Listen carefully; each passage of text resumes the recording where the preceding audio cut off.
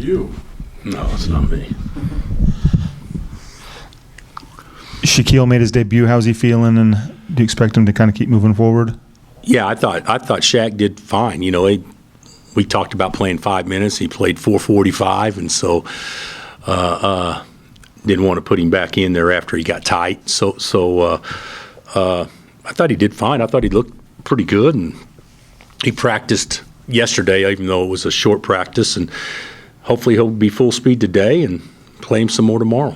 And Zeke mentioned that it's going to take time maybe for this group to come together because there's so many new pieces. Does it generally take a little bit of time for a team to come together when you got so many new guys? I would say so. I mean, I think sometimes it's easier for freshmen to come together than it is for transfers. But I would say so. I think the guys are, I think they're doing fine. I mean, they're never doing as good as I want them to do, but I certainly don't agree with the thinking that they've disappointed by any stretch, because that's certainly not the case. You said the other day you feel like you're playing too many guys and want to find 9 that you can settle on. Just what are the main things you'll be looking for as you try to determine who will be part of that 9? Well, the thing about it is when you play real games, and we're playing a team tomorrow that scored 143 points in a game, but when you play league games, you don't go into a league game thinking I need to get 11 guys in the game. You go into it thinking who are we going to play that gives us the best chance to win. And we're still trying to figure out some different scenarios and what gives us the best chance to win in those type of games based on playing different lineups now and things. What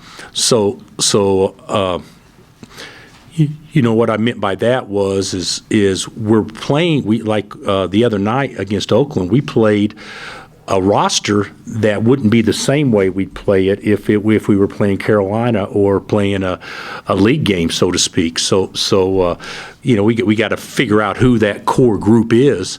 And get those guys used to playing with each other as opposed to just trying to fit guys in. Some people may not like hearing that, but that's the reality of the world. Is it's not equal opportunity for everybody. We got to figure out what's best for us, and then try to put guys in a situation that. Okay, when KJ's in, who's the best 3 to play with him on the perimeter, and when Zeke's in, who's the best 3 to play with him on the perimeter, and when Flo's in, who's the best 4 guards to play with him as opposed to Hunter. And we're still trying to figure it out, but I do think it'll become clearer as we don't try to figure out, okay, how do we get 11 guys in the game as opposed to 9. A young Bill Self back at ORU. What did 100 wins look like to you? I'm sure that was kind of daunting. And then the thought that someday 800 wins would come your way. What were you like at that age? And I know you struggled the first season, but then we started out 6-6 my first year. Oh, okay. Yeah, so we did pretty well, and then we lost every game to end the season, and then we lost the first 3 to start the next season. So I don't know if that's ever been done. I don't know if there's ever been done. Somebody's won 800 games and lost 18 in a row during that stretch. So I don't know if that's ever been done, but I've accomplished that. So, when I used to do clinics all the time, I'd ask everybody, has anybody ever lost 18 games in a row? And there'd always be 3 people raise their hand. I said, has anybody lost more than 18? And there'd always be 1 person that raised their hand, or 2.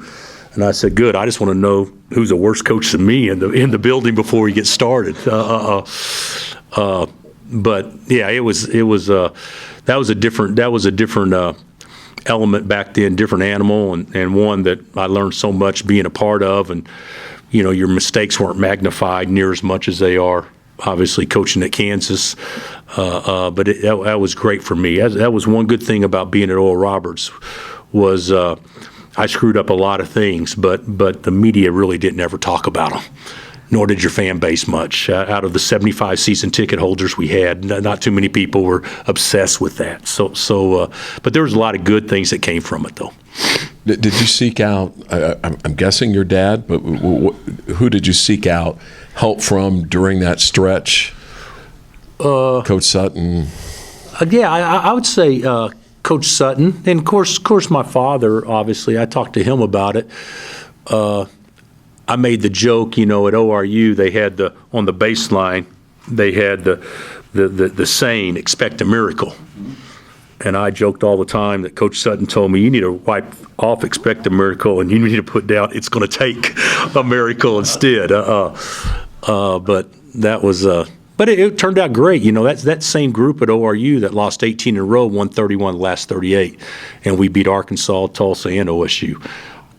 Two of them coming off Final Fours. So it turned out to be a pretty good run. Other thoughts on UNCW outside of their offense? Well, they draw fouls. I mean, they draw fouls. They shot 59 free throws in one game, if I'm not mistaken. Made 47.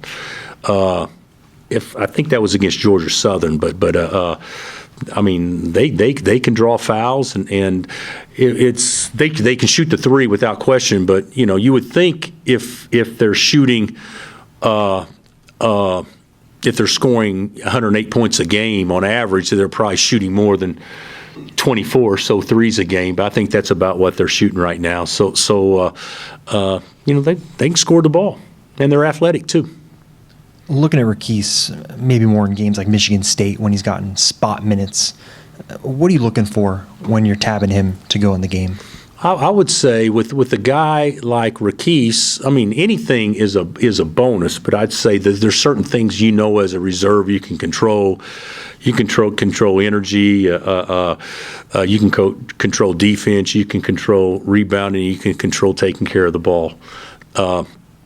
So that would be probably the primary thing. And then if he scores the ball, then obviously that's a bonus. And he made a three the other night, which was great. But I would say him leaving out of here the other night, he remembered some defensive things more than he remembered the actual made shot because he knows that's how he can get on the court and stay. Bill, your schedule's always been hard, non-conference, and sometimes with hindsight, you've looked back and said maybe it was a little too hard, or I wish it hadn't been, or whatever. Yeah. Does that apply the same to transfers as it does to freshmen when you're trying to kind of give them that experience? I think they're very comparable. I actually, in my limited experiences, in all my years coaching, I think transfers that don't have to sit, because before they had to sit, or if they're a JUCO kid coming in, to me, it's always taken till Christmas for them to react and not think. Whereas freshmen, sometimes I think it's easier for them because they don't know what they don't know. But I like our transfers. I think they're trying hard. None of them are fighting us at all. They're willing passers. They want to play the way we want to play. They buy into it. I just don't think we're at the point where it's a reactionary thing right now. I still think it's a thought process where guys are going through their checks and balances. Is it while you're recruiting them, or is it when you get them on campus that you can tell when a transfer, hey, he's going to be fine against Duke, Michigan State, Carolina, Creighton? Do you see that at some point? I don't think we've ever recruited anybody to say they're going to be fine in the first 3 weeks of the season. I think you recruit people saying, are they going to be fine to help you win when it counts the most? That's why, the team that you see now hopefully is not recognizable come March.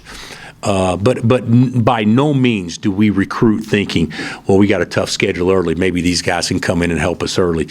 We recruit thinking, it'd be nice to play well early, and yeah, we need them to. But what we really need is for them to be comfortable by the time conference rolls around.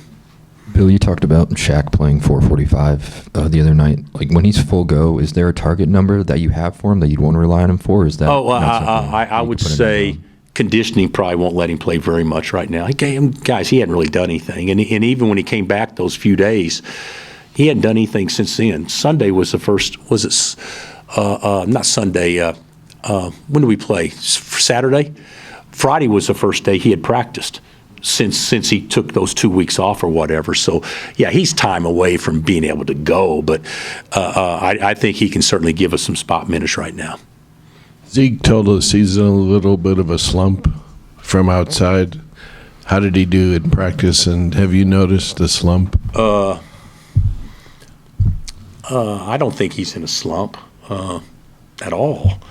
If I'm not mistaken, he's got 17 rebounds the last 2 games. I mean, so he's a player. That's what I told him the other day. If you have to make shots to play well, then that means you're a shooter. If you can play well without making shots, that means you're a player. And I think he's a player. I do.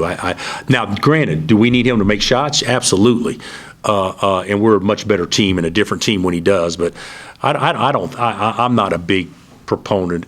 Now, if a guy is a designated 3-point shooter and, never shoots a free throw, and if he gets 5 looks, he's got to make 2 in order to stay in the game, that's one thing. Zeke's not one of those guys. Zeke can help you win a ball game just by his presence, on both ends. Dave referred to this, but does 800 mean anything more special than any other round number to you? No. I had a buddy of mine. You guys know Rhodey from Oklahoma City. I said, "What's the big deal? Good gosh, you've already won 800. You've already done." I said, "Well, they took a few away." But no, it really does. And I'm being dead serious. I don't even know. Nobody's told me when that even happens. So of course, nobody told me they were putting a banner up there the other night either. So I didn't see that till Gary made a huge deal of it at the press conference afterwards. But it's nice. But $7.99 right now. So one more. So yeah, that'll be something that whenever it happens, I'll think about it for at least 3 to 5 minutes, and then we'll go on to the next deal. Save the balls from the milestone wins. No, I haven't. They gave me a ball after the